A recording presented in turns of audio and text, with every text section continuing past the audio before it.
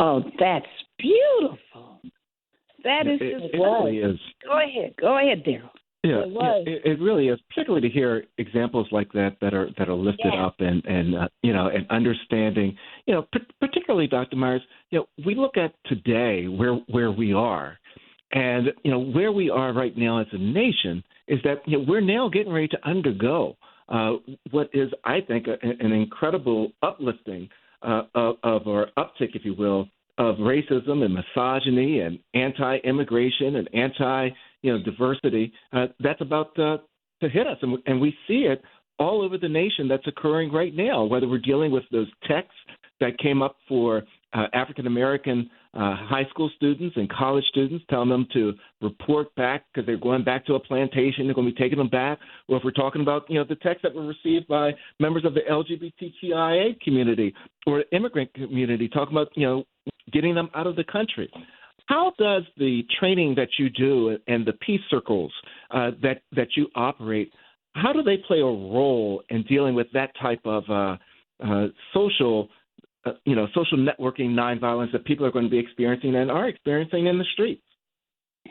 Well, one of the things that we encourage people to do is to know their own history, know what they have gone through. And in the peace circles, talk about your parents, your grandparents, your great-grandparents. Yeah. What are the experiences that they have had? Because we get it handed down generationally. Now, what I'm concerned about is that much of America does not know the honest American history. We were told all this stuff about Virginia being the colony, the first colony, and that the Europeans came in and they built this wonderful country. The truth is, most of the Europeans who came into Virginia back in the 1700s and 1600s were released from prisons. They were people that were looked upon as the disadvantaged people. They were not supposed to be the right people. They were felons, convicts, had committed murders, had committed all kinds of crimes. So many of the people that are expressing hate today don't even know that their ancestors were also slaves. Their ancestors were indentured slaves that came to America involuntarily. They always tell us that Australia was the penal colony. No, Virginia was the first penal colony, and Georgia was one. So there's a lot of hate and anger that's been handed down for generations in these people who now want to take over the country, and they want to somehow stop DEI and push us back and challenge voting rights and affordable housing. This Project 2025 is an example of how they're trying to reinforce systemic racism in ways that were done to them 400 years ago, 500 years ago, that they don't even know about. So one of the things that we have to do is we have to be sure our children know their history, but we also have to be sure that the rest of the country faces up to the fact that they weren't born into any royalty. They were born into anger and violence, and that's what they've been handing down to their children and trying to use against us. And I think it's so important, the point you're making, Dr. Myers, because most people don't know that particular history. South Carolina, was also one of those very heavily indentured servant, states. In fact, as we know that, for many years, a number of these states had black white majorities, because they were able to exploit, the African, quote, slave trade to brutally enslave people. And it took a certain kind of, mind, a certain kind of criminal mind to treat other human beings so viciously. And what also people don't know is that, and you see that a lot when I watch Skip Gates doing his show Roots, is that a whole lot of the other folks who weren't sent here were given the option of, being in jail for life or whatever the, penalties were, or going to the states and helping to, clear land, etc., as, indentured servants. The other people were like the fifth and fourth and sixth and seventh sons of wealthy people, meaning that they came here angry already because they knew that they could not inherit. They knew that they would never have the social money. They were born into wealth, but they could not maintain that wealth independently once they were grown. That's why they came over here, because they needed to find some other way of making money, some other way of having status, etc. So, people got to look at, what our origins are as a nation, and how that has fueled resentment, hatred, so many other problems. And then you get this campaign, Daryl, you and Dr. Myers, you get this campaign that just ended not even a month ago, and you have all of this newly reignited, I can't say that it's just new, it's reignited hatred going on. Every time I turn around, there's a new video.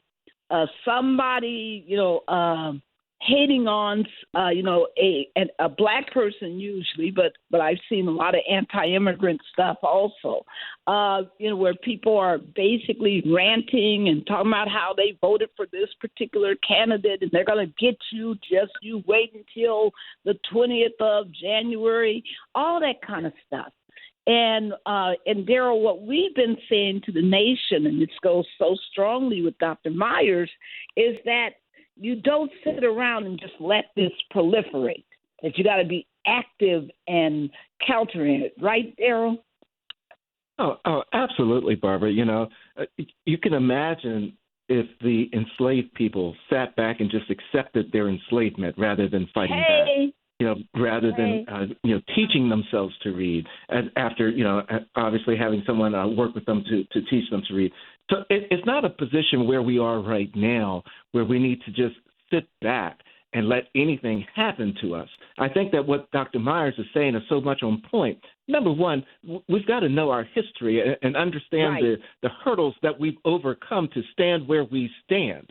I can tell you 10 years ago, Dr. Myers, I don't think we would be talking about an African-American woman having a legitimate shot of winning the presidency of the United States. I don't know that we're talking about 92% of black women being registered to vote and voting in the election series. I don't know we're having that conversation. But what I do know is that because of the efforts of those that came before us in teaching us our history and understanding how persistent we needed to be to hold on to our dreams, that we then can stand on the dreams of our ancestors and do these things. And so when we stand here talking about now dealing with nonviolence and understanding how nonviolence revolutions have worked, how nonviolence has been used as a tool to conquer divisiveness.